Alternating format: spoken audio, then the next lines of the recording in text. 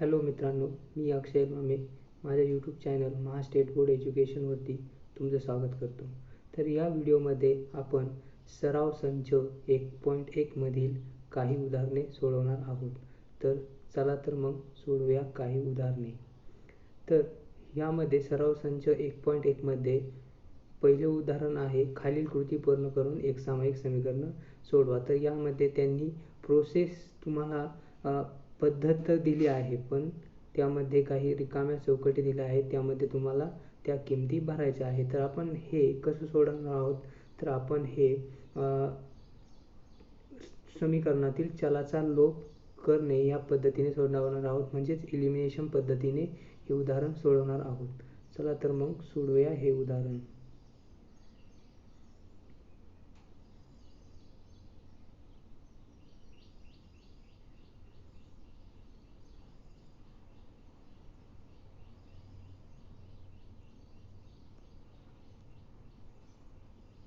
उदाहरण काय आहे, 5x + 3y = 9. 5x + 3y = 9 हे काय आहे, पहिलं इक्वेशन आहे. आणि दुसरं इक्वेशन आहे 2x - 3y = 12. 2x - 3y = 12. Okay. तर मागील लेक्चरमध्ये आपण बघितले आहे की हे उदाहरण आपण त्या समीकरणामधील कोणत्याही एका चलाचा लोप करून सोडू शकतो. तर यामध्ये आपल्याला दिसत आहे की y या चलाचा सहगुणक दोन्ही समीकरणांमध्ये 3 आहे. एकामध्ये +3 आहे आणि दुसऱ्यामध्ये -3 आहे. तर आपण सरळ या समीकरण 1 व समीकरण 2 ची बेरीज करून हे उदाहरण सोडू शकतो. तर मग समी 1 व समी 2 यांची बेरीज करून आपण y हे चल नष्ट करू शकतो. तर मग चला तर समी 1 व समी 2 करून. समी 1 प्लस समी 2. ओके. समी 1 प्लस समी 2 करून.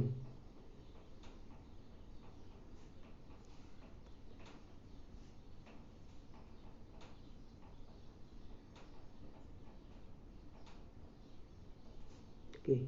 तर समीकरण 1 आहे 5x + 3y = 9 आणि समीकरण 2 आहे 2x - 3y = 12.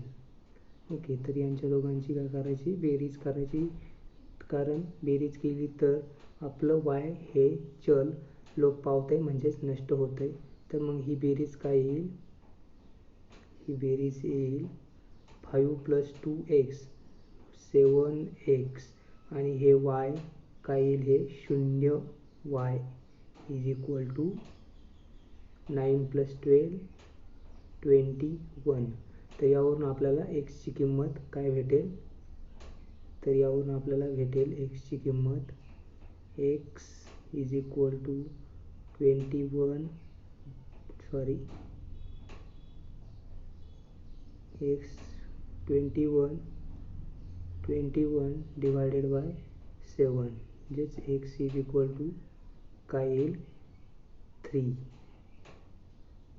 x ची किंमत आली 3. आता आपण ही x ची किंमत कोणत्याही एका समीकरणामध्ये टाकू शकतो. तर आपण येथे समीकरण काय करूया, x ची किंमत ही समीकरण 1 मध्ये टाकू आणि y ची किंमत मिळवू.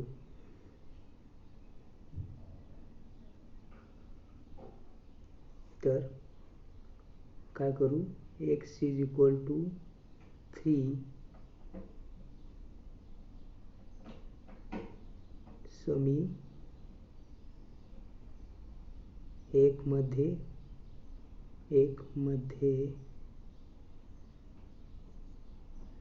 टाकू. ओके. ते समीकरण 1 आहे 5x plus 3y is equal to 9. तर यामध्ये एक्सची किंमत 3 टाकायची, म्हणजे 5 into 3 plus 3y is equal to 9. आलं.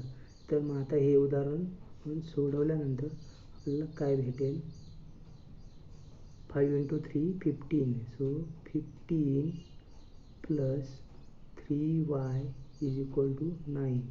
म्हणजेच काय येईल, 3y is equal to 9 minus 15.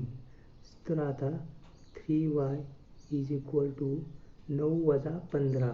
तर हे काय येईल, 9 वजा 15 म्हणजे 9 वजा 15 येईल वजा 6. तर हे सोडवल्यानंतर आपल्याला yची किंमत काय भेटेल, y इज इक्वल टू वजा 2. म्हणजेच आपलं उत्तर काय येईल, आपलं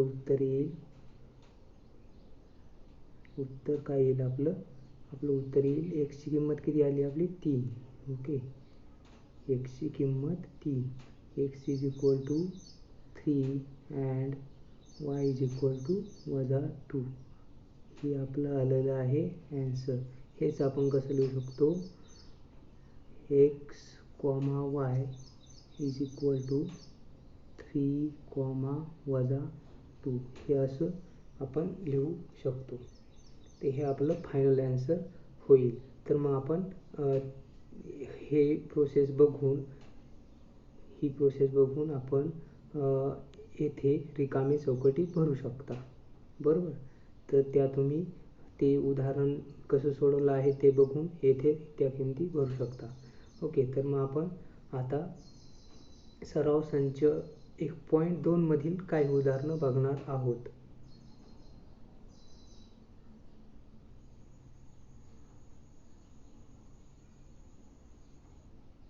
ओके, तर सराव संच 1.2 मधील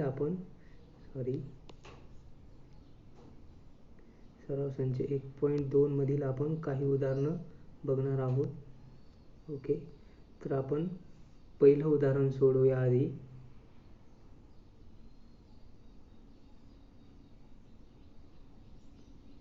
ओके, तर पहिलं उदाहरण आहे 3a plus 5b is equal to 26. Okay, 3a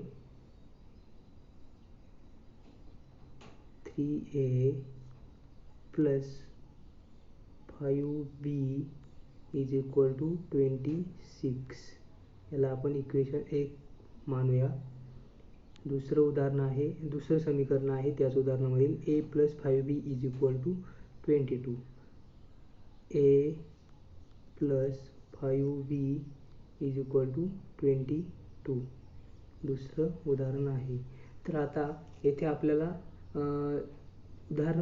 समीकरण बघतानाच समजून जाते की b या चलाचे कोइफिशियंट सारखे आहे, +5 आणि +5. तर मग हे चल लोप करण्यासाठी आपण दोन्ही समीकरणांची वजाबाकी करावी लागेल. तर मग आपण समीकरण 1 मधून समीकरण 2 वजा केल्यानंतर आपलं b हे चल नष्ट होईल व आपल्याला a या चलाची किंमत मिळेल. ओके, तर मग समी 1 वजा 2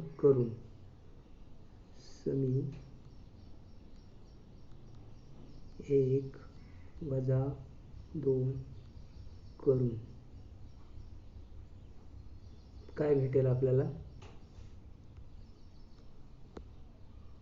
समी 1 वजा 2 करून आपल्याला भेटेल 3a plus 5b is equal to 26. Okay, आणि दुसरं इक्वेशन आहे a plus 5b is equal to 22. तर मग आपण वजाबाकी करणार आहोत. तर वजाबाकी करताना आता इथे एचं साईन आहे प्लस, ते काय होईल मायनस होईल, इथे पण मायनस होईल आणि इथे पण मायनस येईल. तर मग 3a वजा a काय येईल, 2a, बरोबर. 3a वजा a 2a येईल. त्यानंतर 5b वजा 5b काय येईल, 0b इज इक्वल टू 26 मधून 22 गेले तर काय येईल, 4 येईल. मग आपल्याला ची किंमत काय भेटेल, येथे ची किंमत आपल्याला मिळेल, ची किंमत मिळेल a is equal to 4 divided by 2. therefore a is equal to 2. ची किंमत आपल्याला मिळालेली आहे. ही आपण इलिमिनेशन मेथड वापरलेली आहे. यानंतर आता आपण ची किंमत कोणत्याही एका समीकरणामध्ये टाकून ची किंमत मिळवूया. ओके, तर आपण ची किंमत समीकरण 2 मध्ये टाकू. ओके, तर मग a is equal to 2, ही किंमत ही 2 मध्ये टाकू, 2 मध्ये टाकू, समी 2 मध्ये बरं का, फक्त 2 मध्ये नाही तर समी 2 मध्ये टाकू. ओके, तर समी 2 काय आहे, a plus 5b is equal to 22. Okay, तर मग यावरून आपल्याला काय ची किंमत मिळेल, ची किंमत काय आहे 2, ची किंमत आहे 2 plus 5b is equal to 22.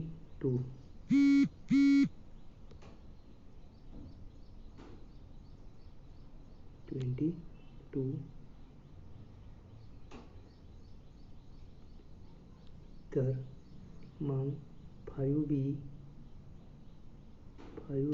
is equal to 22 minus 2. so 5b is equal to 20.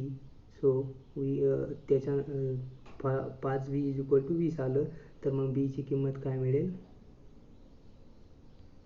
b ची किंमत मिळेल आपल्याला 20 भागिले 5. तर b इज इक्वल टू आले आहे 4. ओके, b ची किंमत आली 4. तर मग आपलं फायनल उत्तर काय येईल, फायनल उत्तर आपलं फायनल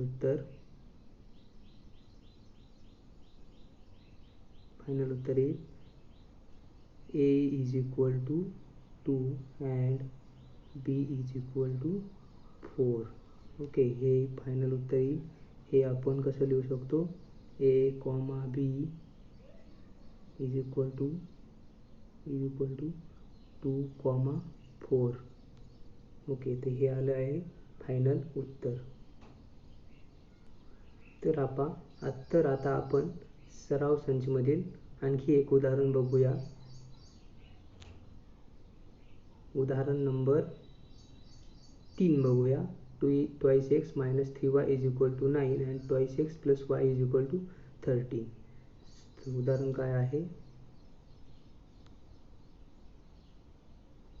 ओके, उदाहरण आहे उदाहरण नंबर 3. 2x वजा 3y is equal to 9. 2x वजा 3y is equal to 9. 3y is equal to 9. आणि हे आहे इक्वेशन 1. दुसरं आहे 2x plus y is equal to 13.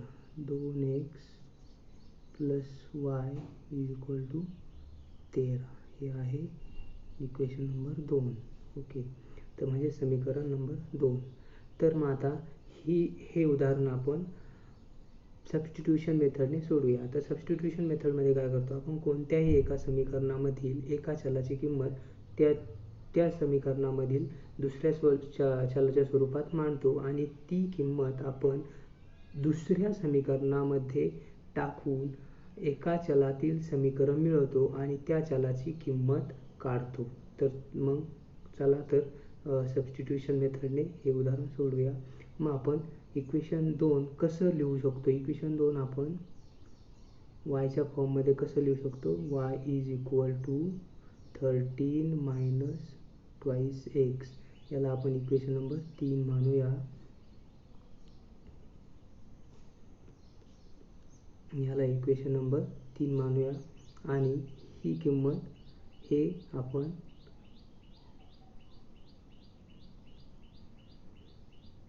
आता आपण समीकरण 3 हे समीकरण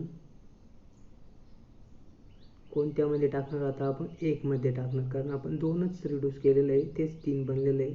मग आपण ते त्याच्यातच नाही टाकू शकत, तर समीकरण 3 हे आपण समीकरण 1 मध्ये टाकणार. 1 मध्ये टाकू.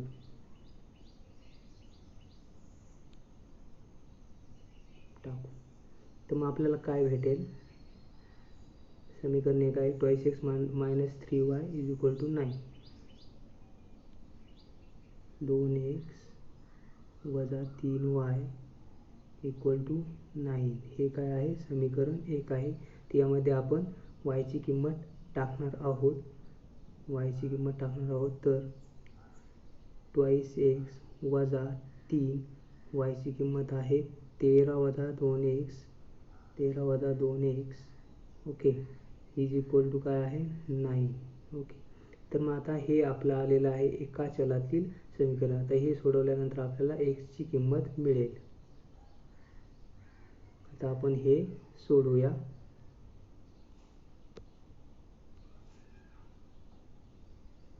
हे उदाहरण सोडूया. तर मग आता हे सोडवूया.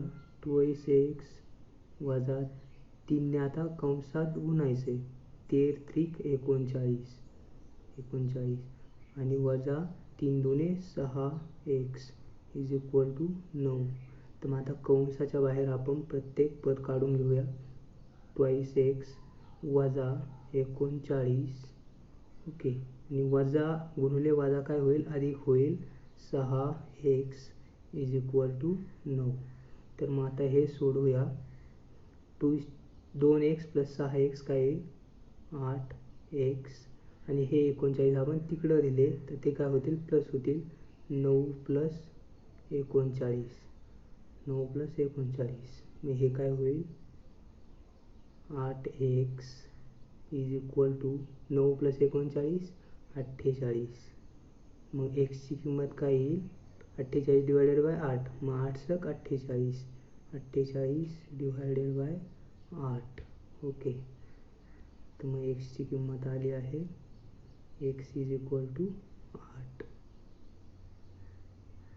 आता ही x ची किंमत आपण समीकरण 3 मध्ये टाकणार आहोत. म्हणजेच आपण जे समीकरण 2 y मध्ये लिहिलं होतं त्यामध्ये टाकणार आहोत. ओके, तर मग समीकरण x इज इक्वल टू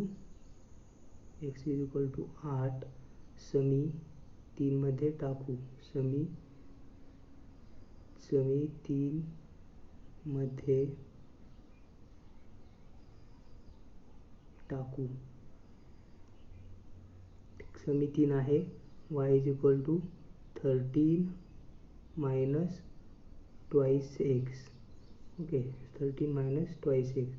तर एक्सची किंमत काय आहे? इथं 8, ती टाकून देऊया. y इज इक्वल टू 13 वजा 2 गुणुले 8. मग y इज इक्वल टू काय येईल? 13 वजा 16. ओके, मग y ची किंमत फायनली काय येईल? 13 मधून वजा 16 केले तर y इज इक्वल टू काय येईल? वजा 3 येईल. तर मग आपलं सबस्टिट्यूशन मेथडने आपल्या उदाहरणाचं उत्तर काय आलेलं आहे? x is equal to 8 and y is equal to वजा 3 हे उत्तर आलेलं आहे.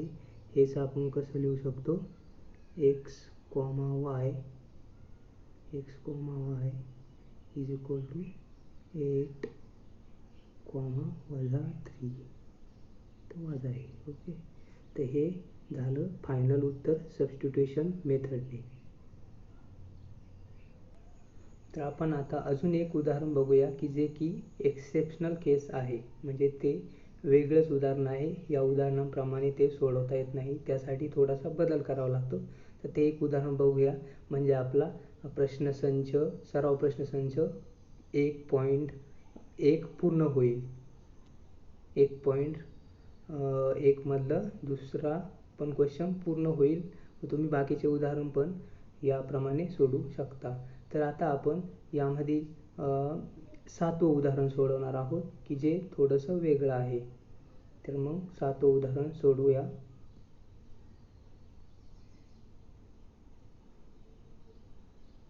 7वं उदाहरण काय आहे? 99x + 101y = 499.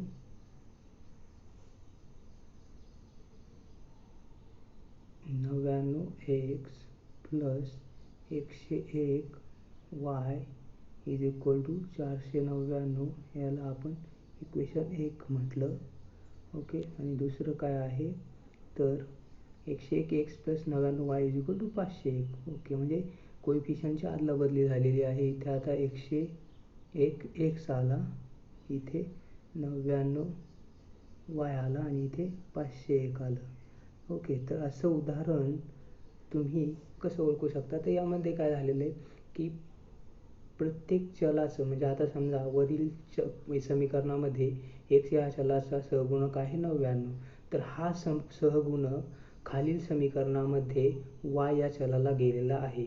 तर यावरून तुम्ही समजू शकता की हे वेगळं उदाहरण आहे आणि हे सोडवण्यासाठी एक पद्धत आहे ती आपण बघणार आहोत. तर या पद्धतीमध्ये आपल्याला काय काय स्टेप करायच्या आहेत ते आपण बघूया. तर हे उदाहरण सोडवण्यासाठी सर्वप्रथम आपण काय करणार आहोत? तर समीकरण पहिली स्टेप आहे समी 1 आणि 2 ची बेरीज करू. ओके. तर 1 आणि 2 ची बेरीज करूया. आता आपण त्याची बेरीज करूया.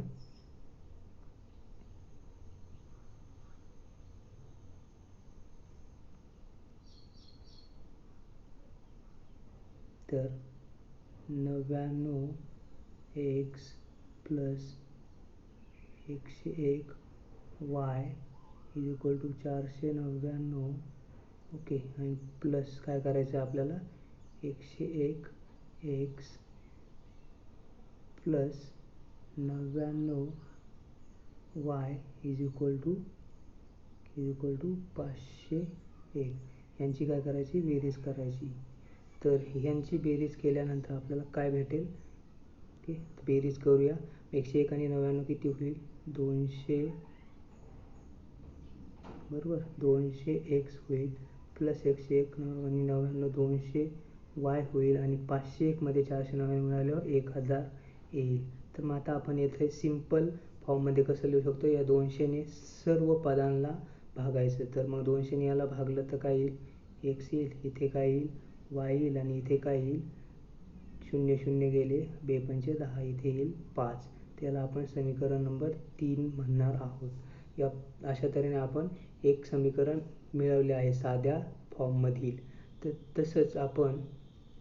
तसंच समी 1 - 2 केलं असता आपल्याला दुसरं समीकरण भेटेल.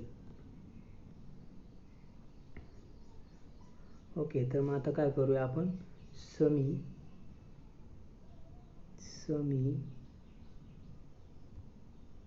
1 - 2 करूया.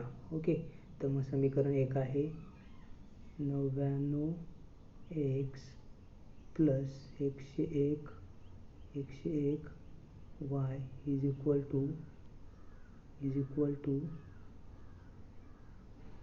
काय आहे? 499. ओके. आणि दुसरा आहे 101x + 99y = 501. ओके. तर मग आता यांची आपल्याला काय करायची? वजाबाकी करायची आहे. तर वजाबाकी करताना काय लिहायचं? इथं वजा लिहून घ्यायचं. प्लस पण काय होईल? वजा होईल. ओके. हे पण काय होईल? वजा होईल. इथे पण खाली लिहितो आम्ही, वजा होईल. तर मग 99 मधून 101x गेले तर 99 मधून 101 केल्यानंतर -2 उरेल. इथे काय येईल? -2x. आता 101 मधून 99 गेले तर इथे प्लस येईल. काय येईल? कारण 101 मोठा आहे म्हणून त्याचं साईन काय आहे, प्लस आहे म्हणून इथे प्लस साईन आणि 2y आलं. ओके. आणि त्याचप्रमाणे इथे 499 वजा 501, तर इथे 501 मोठा आहे म्हणून इथे वजा 2 येईल. तर याला सिंपल फॉर्ममध्ये करूया आपण. सिंपल फॉर्ममध्ये करूया तर काय भेटेल आपल्याला, दोन्ही भागायचं सगळीकडे. तर वजा x plus y is equal to काय येईल, वजा काय येईल, वजा 1. हे झालं आपलं इक्वेशन 4. ओके. तर मग आपण इक्वेशन 3 आणि इक्वेशन 4 हे आपल्या इलिमिनेशन पद्धतीने सोडू शकतो. तर मग आपण हे इक्वेशन 3 आणि इक्वेशन 4 सोडून x आणि yच्या किमती मिळवूया.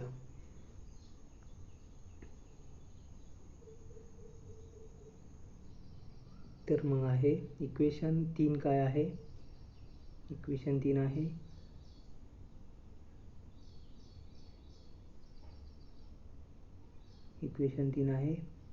x plus y is equal to 5. Okay. आणि इक्वेशन 4 आहे minus x plus y is equal to वजा 1. ओके. तर मग आता इथे आपल्याला दिसते की x वरील समीकरणामध्ये x चा सहगुणक आहे 1 आणि खाली समीकरणामध्ये x चा सहगुणक आहे वजा 1. तर मग आपण यांची बेरीज केली असता आपलं x हे चल काय होईल, नष्ट होईल. मग आपण यांची बेरीज करूया. तुम्ही वरती लिहू पण शकता समीकरण 3 आणि 4 यांची बेरीज करून. मग आता इथे काय होईल, 0x येईल प्लस 2y येईल आणि इक्वल टू मध्ये काय येईल, इक्वल टू मध्ये 4 येईल. म्हणजेच y ची किंमत काय आली, 2 आली. ओके. तर ही y ची किंमत आपण कोणत्याही एका समीकरणामध्ये टाकू शकतो. तर y ची किंमत आपण समजा 3 मध्ये टाकूया. आता हे 3 नंबरचं समीकरण आहे. मग x plus y is equal to 5 यामध्ये y ची किंमत आपण टाकून देऊया. x plus 2 is equal to 5. मग x काय भेटेल आपल्याला, 5 मायनस 2 काय होईल, 3 होईल. ओके. तर मग आपलं उत्तर काय आलं आहे. अशा तऱ्हेने आपण हे उदाहरण पूर्णपणे सोडवलं आहे. तर मग उत्तर आहे x is equal to 3 and y is equal to 2. यालाच आपण कसं लिहू शकतो, x, y is equal to 3, 2. अशा तऱ्हेने आपण हे एक्सेप्शनल केसचं उदाहरण होतं, म्हणजे वेगळं उदाहरण होतं, ते पण सोडवलेलं आहे. तर ह्या व्हिडिओमध्ये एवढंच. उद्याच्या व्हिडिओमध्ये आपण एक सामायिक समीकरण सोडवण्याची आलेख पद्धत बघणार आहोत. तर मित्रांनो, व्हिडिओला लाईक करा, शेअर करा आणि चॅनलला सबस्क्राईब करा. धन्यवाद.